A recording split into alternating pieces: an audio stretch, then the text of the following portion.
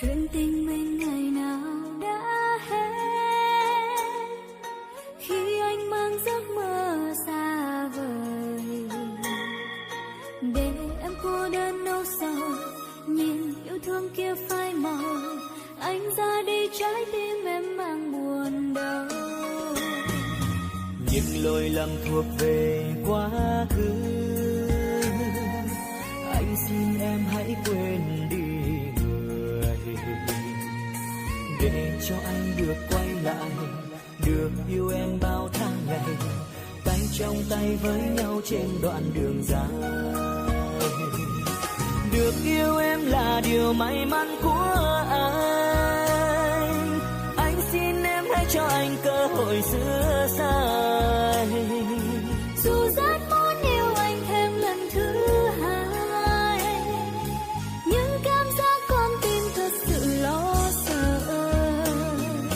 Hãy tin anh thêm một lần này nữa thôi, anh hứa sẽ yêu em không hề đổi thay.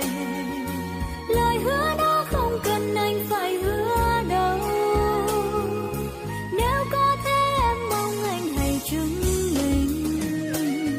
Vì yêu nên hôm nay anh đã biết lỗi.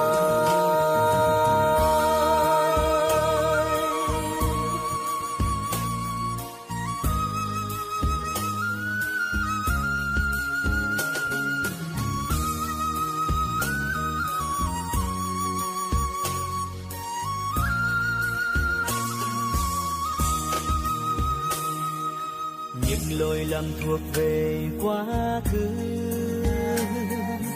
anh xin em hãy quên đi người, để cho anh được quay lại, được yêu em bao tháng ngày, tay trong tay với nhau trên đoạn đường dài. Được yêu em là điều may mắn của anh xin em hãy cho anh cơ hội sửa sai. Dù rất muốn yêu anh thêm lần thứ hai, nhưng cảm giác con tim thật sự lo sợ. Hãy tin anh thêm một lần này nữa thôi,